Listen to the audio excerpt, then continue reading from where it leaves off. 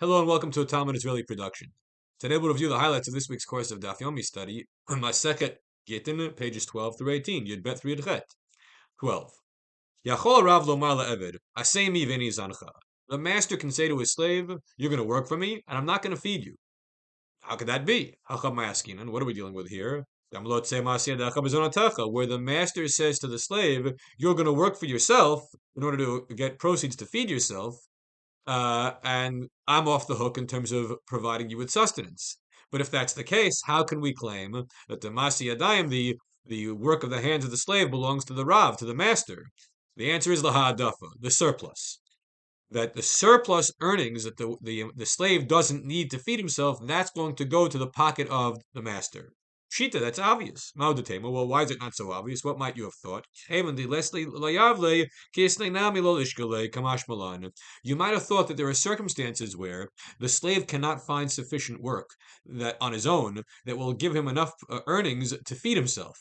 In that circumstance, maybe he should rely upon some of the surplus earnings that he had from an earlier time in order to get himself through the difficult moments. And if that were the case, then he should not give the surplus earnings at better times to his master, but rather have a sort of a rainy day fund to feed himself later. Hamash Balan, therefore, we're told we don't concern ourselves with that. Rather, the hadafa, the surplus, whenever it exists, will go to the master. Yud Gimel. If a person says, give this get document to my wife, a divorce document, or an emancipation writ to my slave, they should not be given after the death of the principal party. If the guy who's doing the sending dies before the emissary has a chance to fulfill his role, then the document is not delivered. However, if he says give $100 to so-and-so and the sender died, the agent should give the money even after the sender's death. Yud Tanya, holach ploni, what happens if a sender sends his emissary, his agent, with money and says give it to so-and-so, and the agent looks around and cannot find the guy? He tries his best, but he just can't find the guy. The money goes back to the sender. What happens if the sender dies? And there's no recipient available to receive it because we can't find the guy. The money will go back to the heirs of the sender. However, there are those who say the money goes to the heirs of the person to whom it was supposed to be sent but who couldn't be found.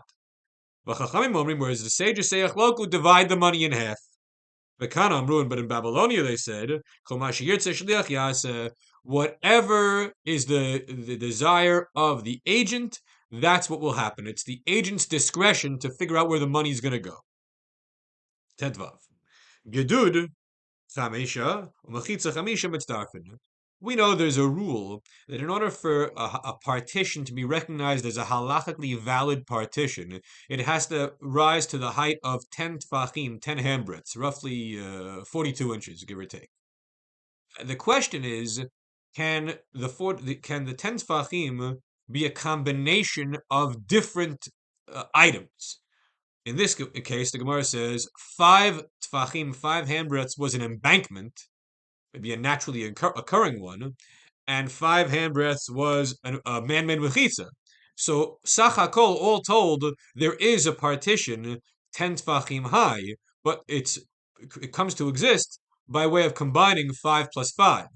And the answer is mitzdarfen. They combine, and it's a halachic mechitza. Hedzayin, 16. Tanan, we learned in the Mishnah, mikvah sheyesh bar aboim sa mechuvanot. What happens if a mikvah has the bare minimum to be a valid mikvah, 40 sa'ah of water? Yadu shnayim etavlu b'zeh achar zeh.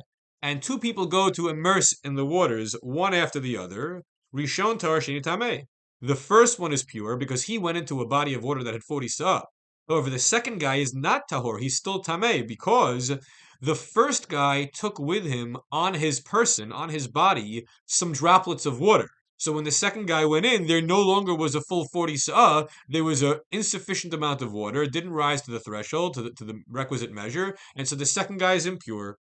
Rabbi Yehuda Omer, "Ma'ir reglaim shel rishon nogas b'mayim av sheni tahor." However, there's a leniency that Rabbi Yehuda suggests that if the feet of the first guy are still connected to the water of the mikveh when the second guy goes in, then the second guy is also pure because then the waters that's on the droplets of water on the body of the first guy are still somehow, some way connected to the waters of the mikveh, and we still have our boim sa. An ingenious leniency. Yud Zayin 17. Atu hao chavra shaklu l'shragam kamayu.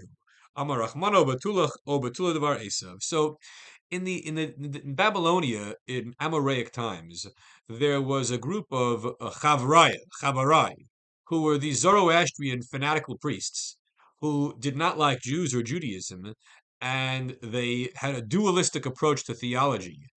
Whereas the Jews are staunch monotheists, they believed in a God of light and a God of dark, and they also believed that there should only be fire in their holy places on their holidays. And if they would find that somebody had a fire in his home on their holiday, they would come and blow out the candle. They would grab the candle. So there was these Chavarai who came in and took the candles, whether it was Shabbos candles, Hanukkah candles, out of the Jewish home on what was their holiday, as part of their religious fanaticism. So the response of the Gemara here is, we pray to God, we want to be under your protection, Betulach, and under your mercies, or under the protection of Bar Esav, the Roman government. Now, the Romans are usually the enemies of the Jews. We don't have much nice things to say about Rome, and yet by comparison, they were better than these Chabarai, these fanatical Zoroastrian Persians, who were oppressive to the Jewish religion. Yudchet, 18. Ketubah kamase beis din damya. The ketubah, the marriage document, is like an act of beis din. Nechtevet bayom. It could be written in the daytime, but nechtevet balayla, and it could be signed at night. In other words, a predated document is valid in the sense that it was written in the daytime, so it says one date, one calendar date, and it's written after nightfall, which is the next calendar date. So it's predated, it's valid. But the Gemara says, when is it true that this is valid? Only asukin ba'oso inyan, that the people who were involved in this wedding had not dropped the ball. There was no hiatus. They were dealing with matters of the matrimony in the daytime, and they could not finalize it before sunset, and they're still involved in the ketubah until after nightfall when they sign it. Under those conditions, the predated document retains its validity. Everyone have a great week.